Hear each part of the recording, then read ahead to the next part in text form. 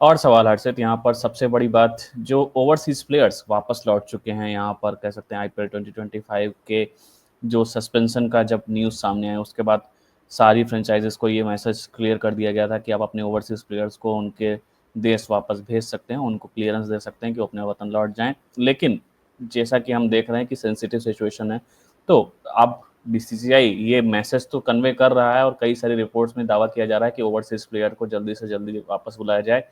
लेकिन क्या ये ओवरसीज प्लेयर्स जल्दी वापस लौटना चाहेंगे? क्योंकि सिचुएशन उनके, मुझे लग रहा है कि उनके मुताबिक नहीं है। और देखिए, कोई भी कॉन्फ्लिक्ट होता है वहाँ पर ओवरसीज प्लेयर्स जिनके लिए ज़्यादा इम्पॉर्टेंट उनकी सेफ्टी है, वो यहाँ पर इस तरीके की सिचुएशन में पार्टिसिपेट करना, भले बहुत ज़्यादा कह सकते हैं चीज़ें स्टेक पर हैं, जिस तरीके से आईपीएल एक बहुत बड़ी ग्लोबल लीग है, वहाँ पर हर कोई खिलाड़ी चाहे कितना भी बड़ा ओवरसीज खिलाड़ी हो वो पार्टिसिपेट करना चाहता है।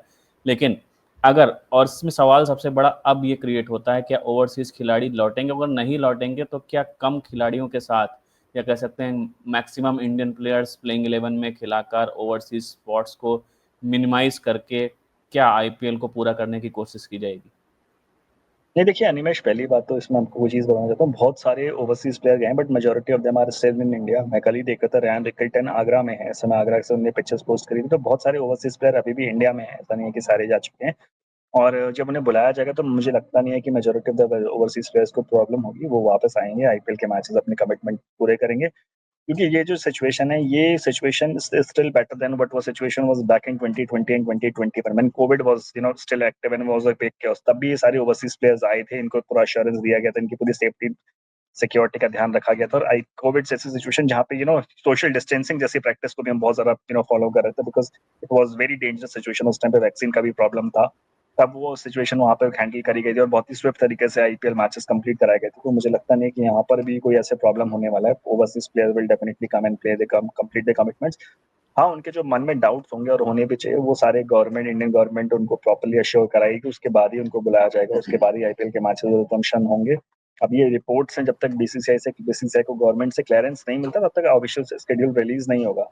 तो BCCI is also monitoring the situation, government के टच में होंगे उनके ऑफिशियल्स, एंड उसके बाद ही रिलीज किया जाएगा स्टेटमेंट। एंड उसके जब ऑफिशियल यू नो शेड्यूल वापस आ जाएगा, उसके बाद ही इन ओवरसीज प्लेयर्स को बुलाया जाएगा। और जिस तरह का इनका अनुभव रहा है इन ओवरसीज प्लेयर्स का इंडिया में in all these years of playing cricket, in play all these years of playing IPL, मुझे नहीं लगता कोई प्रॉब्लम होगी। एक आध दो इंडिविजुअल केसेस हो सकते हैं जहाँ पे players might fight in might might consider not coming back to India, तो वहाँ पर ऊपर प्रॉपर डिस्कशन के बाद डिसीजन लिया जाएगा। But majority of them will back in India. और एक स्विफ्ट तरीके से आईपीएल कंप्लीट कराया जाएगा। एक सिचुएशन जैसे कि सिचुएशन अभी है नॉर्मल सिचुएशन, अगर ऐसी सिचुएशन नॉर्मल रहती है, अगर सिचुएशन वॉयलेट होती है किसी भी तरह से, थोड़ा सा भी एक्सीडेंट हो, तो आईपीएल मुझे नहीं लगता कराने की जरूरत है। और आईपीएल कैंसिल हो सकता है। पास्ट में भी ऐसे कई बार हुआ है कि आईपीएल को कैंसिल किया, 2021 में हुआ था ना, सिचुएशन आया था, कैंसिल करा गया। So cricket, people's life, people's security, or it's not just overseas players, but Indian players as well. And it is also not just about the Indian cricket as well. There are a lot many people involved in an IPL match. Support staff के बहुत सारे लोग होते हैं, broadcasting crew के लोग होते हैं, officials होते हैं, ग्राउंड सपोर्ट स्टाफ के बहुत सारे लोग होते हैं। तो उन सबकी लाइफ भी बहुत इंपॉर्टेंट है। तो जब तक प्रॉपर कंप्लीट एश्योरेंस नहीं होगा, कि कंप्लीट सिक्योरिटी प्रोटोकॉल्स नहीं होंगे, कंप्लीट एश्योरेंस नहीं होगा कि अब police it's very safe from that matches, तब तक वो नहीं होने वाला है। और इन सारी चीज़ों को लेकर गवर्नमेंट के ऑफिशियल से बात हो रही होगी, आईपीएल फ्रेंचाइजी से बात हो रही होगी, प्लेयर्स के बीच में आपस में बात हो रही होगी, और उसी के बाद ही कोई फैसला लिया जाएगा।